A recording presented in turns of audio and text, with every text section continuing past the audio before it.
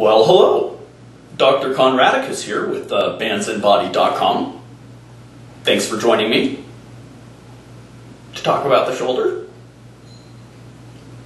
Yeah, I'm not really a doctor. I mean, and then I'm shirtless. I was told that that would get me more likes. We'll see about that. Although I have had a lot of doctors work on me. As you can see, I've had the heart surgery. I got some wires in my chest, some lymph nodes removed. I'm basically a walking miracle. And it wasn't until I accepted fitness in my life that, well, it changed me. Praise the dumbbell. Anyway, so, okay, we're supposed to be talking about the shoulder here. So, I'm just a measly old personal trainer, mainly educated through YouTube and books, so take it for what's worth, okay? All right, so I like to think about the shoulder joint as a golf ball sitting on a golf tee. Well, like this. Well, and it would be upside. Well, you get the picture. So that's what gives it its large range of motion.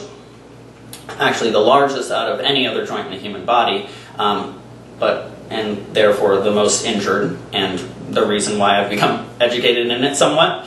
And it's not really a ball and socket joint. Like if you look at the hip and the way it's cradled in the pelvis, that's got more support and little restricted movement. Now, the shoulder joint is actually comprised of, well, basically two joints. Three, if you consider this, where the clavicle connects to the sternum here. But we're focusing on the sweet spot here, which is where the clavicle connects to this bump here, which is called the acromion. They call that the acromioclavicular. I thought that was very clever of them, yeah. And then the humerus, where that connects to the scapula. And they call that joint the glenohumeral. Yeah, I used to know a guy named Glenn. He was pretty humorous. He was pretty funny. But that's neither here nor there. Anyways, so and then in between that, there was a gap where a series of muscles slide through. That gap is called the subacromio space gap. Something, it doesn't matter. Some scientific term. But the muscles that slide through that gap are comprised of like rotator cuff. Cuffs, I'm going to say cuffs, because it's plural. There's not just one, not even two, not even three. There's four of them. Four rotator cuffs.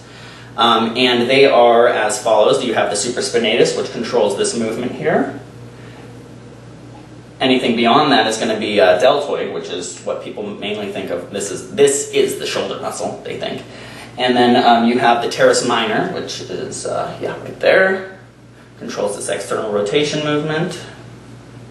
And then you have the infraspinatus, which is the lats back here, controls this movement. And then the subscapularis, which is in front of, in front of the scapular bone, controls this movement. Yeah. And so those four comprise the rotator cuff, which comes in under that gap and connects to the humerus. And there's four of them. And did I say four? Yeah, there's four of them. Freaking four! Can you believe that? Yeah. All this time. Anyway, so there's two injuries mainly that we're going to be talking about. I know there's a lot. There's frozen shoulder, bursitis, tendonitis, all these things. Now we're going to be focusing on impingement and tears in this video. And in that order, because as you'll see, the impingement usually precedes the tear, and you'll clearly see why after this. So, where do I want to go from here?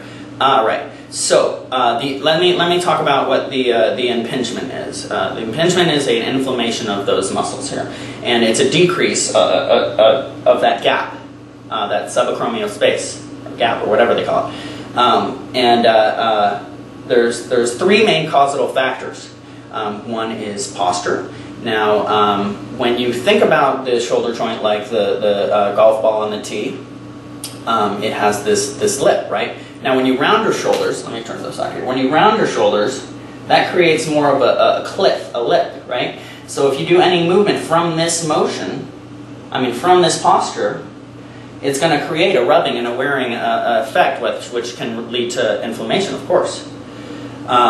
And so, and what leads to that kind of posture is a muscular imbalance usually, usually a stronger pectoral and bicep area versus the weakening of the back and the deltoids and traps.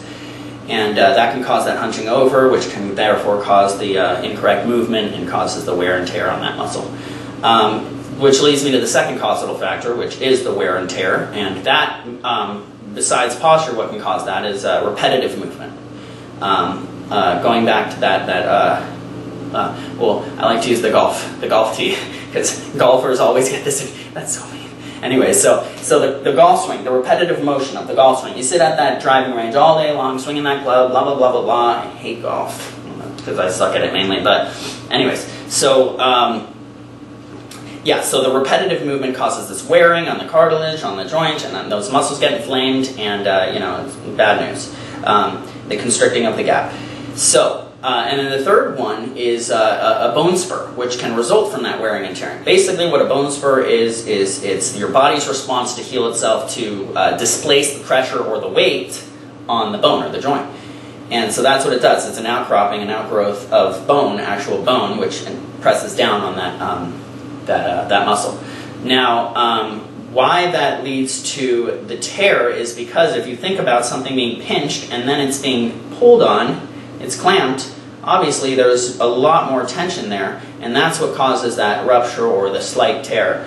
Now, the tear usually follows that impingement. Now, a partial tear. Now, a full tear, usually that happens from a high impact movement, something like falling onto your shoulder, rupturing that supraspinatus of the rotator cuff, or a high impact lift, you know, that you see all the time in CrossFit. I hate CrossFit. Anyways, so there you have it.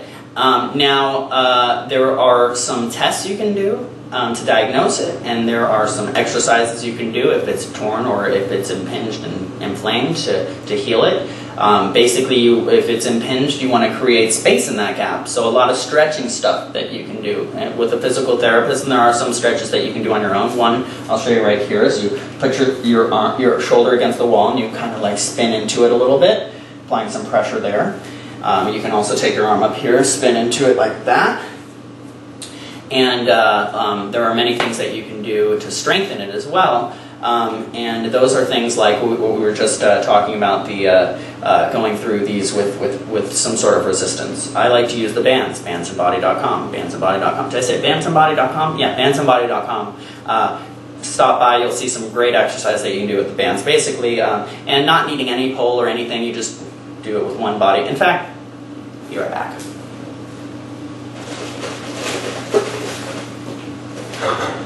BRB. Great, this one's covered in sand. Perfect. So, you know, strengthening the supraspinatus out this way. Small, tight movements. That's why I love the bands, because they're so safe, effective in the healing. You can do small, tight movements, and the bands give you constant resistance up and down. Unlike with the weight, you are relying on gravity for where that impact is going to take place, where that pressure is going to take place. The bands, you can control it, and you can keep the resistance constant. Now, let's see, where were we? Then let's just go up here with that infraspinatus. Same motion. You might want to support your elbow like this, just like that. You can bring it around your back and get the other way of the subscapularis, which would be down here like this. Then, and I'll just show you with this arm, get that external rotation of the teres minor, which would come out this way. You can even take the band and clamp it at your hip to get more of an impact, and you'll feel it there physically, like that. And then tests. We were talking about the you know, the movements that I was showing you in the beginning here, and what I just showed you again. Now there's trigger points on there, and sometimes when those are held or assisted, because usually it's the muscle, you know, struggling to keep the limb afloat. When there is pressure in there, sometimes it can free up and give you more range of motion. And for the supraspinatus here, that teres minor back here. I'd have to show you these from the back. And the subscapular here, underneath the armpit, in that tender spot right there, in front of the scapula. And then what was the one we missed? Teres minor up here. Teres minor, I think. Anyways, So there you have it. Yeah, bandsandbody.com, bandsandbody.com, bandsandbody.com, bandsandbody.com. Yeah, bandsandbody. So check it out. Amazing. Cool. Done. Stretch beyond your limits.